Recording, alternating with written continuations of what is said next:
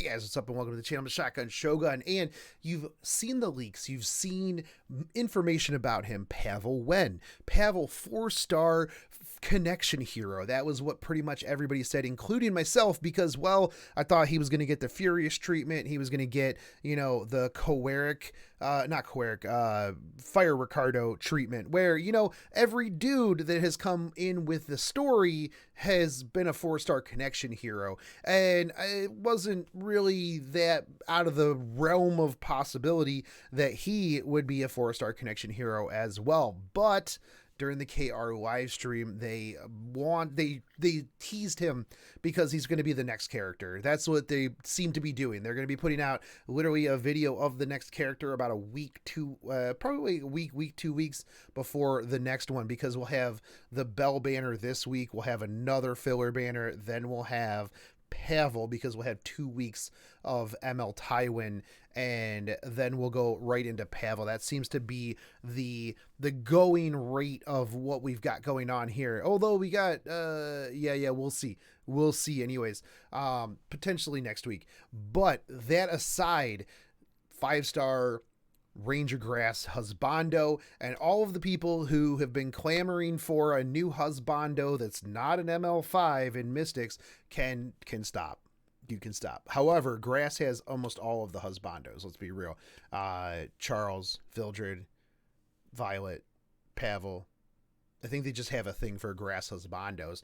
But a lot of people are already touting Pavel as the SSB counter, which there needs to be one because, well, let's be real, SSB is in just about everything. SSB is either first picked or banned in every RTA game.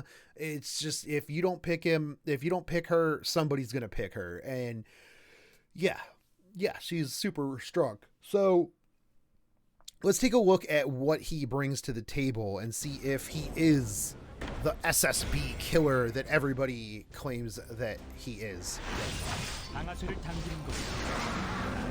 Now, one thing right out the gate, when I saw the animations for his S3, I was like, bro, I hope he's a 5-star. I'm like, they put so much effort into this dude, his S3, just his like screen here. Let's just take a look here for a real moment. Like, he's got some of the better art for the screen right there. Like the cool wolf from the back. I guess it would go this way. It looked really, really sweet. And I was like, man, that's a lot of effort for a 4-star connection hero that they're going to put into the game. So I was really hoping originally that he was a 5-star, but most data leaks, everything like that, was like, bruh, no, he's going to be a 4-star. He's going to be a 4-star. So y'all bamboozled me. Y'all Smilegate, you bamboozled me. 유령민 부모 밑에서 자란 파벨은 여행자들의 길잡이로 활동하며 길을 찾아내는 재능을 물려받았는데요. 맹수의 출몰과 환경 악화로 다시 유랑길에 오른 어린 파벨은, although now maybe people can stop talking about the ice meta, because there will be more counters to it. And by ice meta, I mean Seaside Bell, because that's like, oh, and DN, I guess now. But regardless, we're going to take a look at these skills. Okay, first, let's take a look at his stats.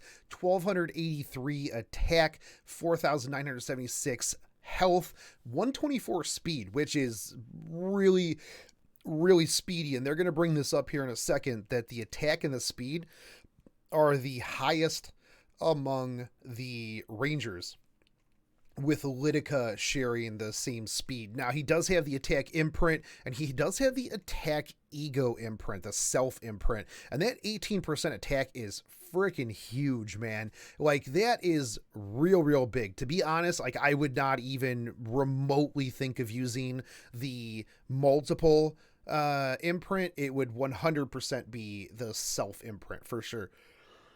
And that is well, that's if you have him, if you have imprints on him, which, if you're going to be using him, honestly, like, pull a couple of him if you can, or use some slates on him, because that attack up is going to be immense. And yeah, I've got an ego fragment waiting for him right away. So taking a look at it, like they say here, him and Lidica have the highest speed and attack stat of Rangers. At first I was like real sleepy when I was like when I was seeing this, and I was like, hey, hold on, guys. I'm like, hold up. I'm like, K-Ron and Assassin Sid have something to say about being the fastest. Let me tell you what. But let's take a look at his second skill, Storm Bullet. It would have been cooler if it was like Bullet Storm, and then I could have made a joke about like that first person shooter game that came out like a really long time ago, which it was hilarious. But regardless, that's a whole different thing. Let's talk about Storm Bullet. This grants the caster increased attack for 2 turns before firing a strong blast of wind at all enemies. Damage dealt increases proportional to the caster's max speed. Now, this is on a 4-turn cooldown, and it has a 1 cooldown just reduction there on +3, and so that puts it at 3 turns, which is pretty quick considering that you're going to be building this dude super fast. So the other really amazing thing, and they're going to bring this up too.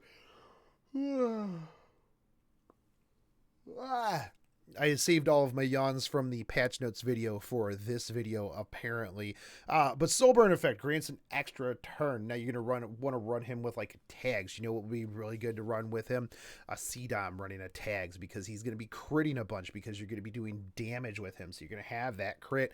He's gonna be super fast. He's gonna take a second turn. He's gonna do even more crits. Your CDOM's gonna be up there. CDOM's gonna blow up whatever is literally left, like after you one shot their Seaside Belle with your Pavel. So this is really strong. Anything that gives you an extra turn, if you can run a tags, is really solid. Honestly, like if you're going to be running him in RTA and you don't think he's going to get banned, bring 2 people with tags, or like sneak somebody in that they don't think has the tags, which is going to be kind of hard, because if I see a mage on there and I see Pavel, I'm either going to ban the Pavel or I'm going to ban your mage, because well, mages are the only ones who can run that. So you know what, that's some big brain RTA thinking right there if you're trying to counter your Seaside Belle counter. But anyways, let's continue looking at this. 풍압탄은 자신에게 2턴간 공격력 증가를 발생시킨 후 풍압을 발사해 적 전체를 공격합니다. 속도에 비례해 피해량이 증가하는데요. I would like to see, I need to look up and see if the numbers for the amount of damage that the speed gives for him, because I don't know what kind of gear he was running there, but like let's take a look at just how much damage this does. So let's go back here.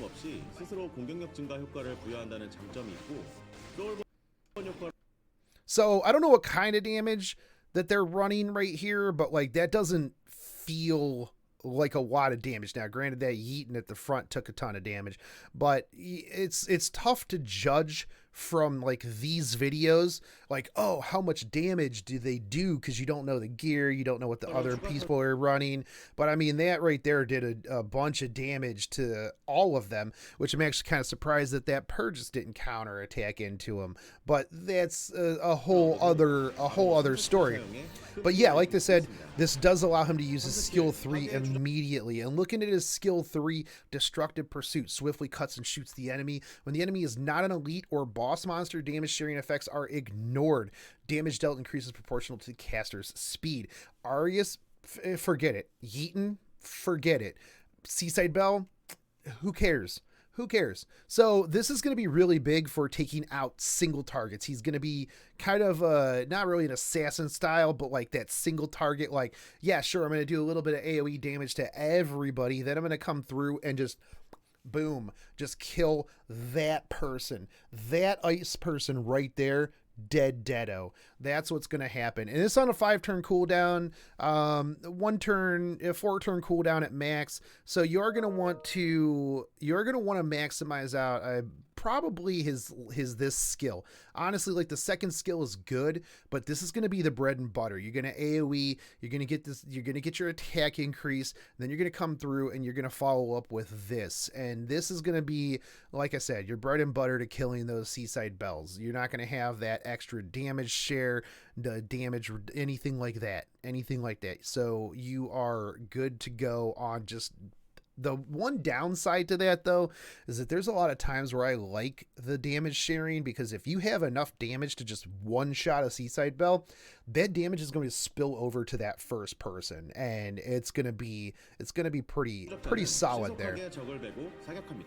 대상이 엘리트, 보스가 아닐 경우 피해 분배 효과를 무시하고 Now it's interesting that they put on here that it doesn't affect elite or boss monsters, which makes me believe that in the future they're probably going to have some sort of damage sharing mechanic in the game that this may have broken. They put a lot of things in where it's like, yo, this doesn't work on bosses. So a lot of people are going to be like, oh, he's going to be garbage in PvE because this thing only works in PvP. Well, you know what?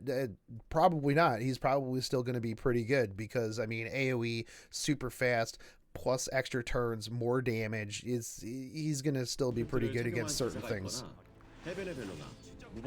Like I would probably use him as damage in Banshee if I'm not trying to do one turn, which is really hard anymore. Okay, so S1, this strikes the enemy with a gun with a 60% chance to decrease hit chance for 1 turn. Damage dealt also increases proportional to speed. So this is going to have what, a 75% chance to decrease hit chance for 1 turn. That's really big. 75% chance though, if I'm running it, is a 0% chance. 100, like 0% chance on that. So this, I also like the fact that he just like literally hits them with his gun. Just, yeah. Damage output for this skill also increases proportional to the speed. So you are going to want to build him just real fast.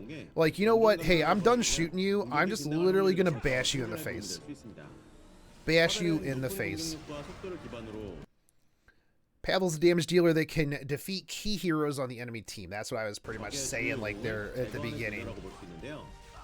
You're going to do the AoE, then you're going to come through, and you're going to S3, and then they're just going to be deado.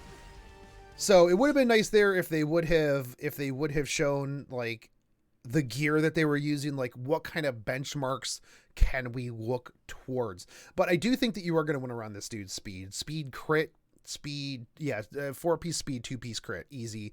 That's gonna be your build. You're gonna wanna max out S3, then probably S2. S1's probably not gonna be the biggest concern for you, just because like, yeah, S2 and S3. Well, S3 then S2 are going to get you the biggest benefit because you want to do that initial damage. S1 is just there for fodder in between turns, and you're going to be going super fast. So you're going to be S2ing to S3ing. Yeah, it's going to be, this dude's going to be really, really strong. And it's good that they finally put something out to counter SSB. It does seem like they introduce a character and they're like, oh crap, this character is stupid busted. What do we do? I don't know, man. Just put somebody out that directly counters them. Like that's just how we do this. Like look at Basar and ML Tywin. Everybody's using Basar. Basar is like a literal cancer. And then they're like, oh, hey, by the way, ML Tywin, boys. And then so you get ML Tywin. Now, ML Tywin doesn't really counter too many other people hard, but guess what? Basar, deado. If you don't run ML Tywin, get dunked on, you know. Or in this case, you can make Pavel faster than Basar, and if you've got enough damage, guess what? Boom, S2 into S3, take Basar out of the equation completely. So there is also that. So I do think that this guy is going to be really, really strong, and I do think that you know, just having another husbando on the field is going to be a huge thing. But let me know what you guys think down in the comments. Are you going to be rolling for him? You know I am, because well, I roll for everything. But anyways, guys, I'll catch you later. Take it easy, homies. Peace.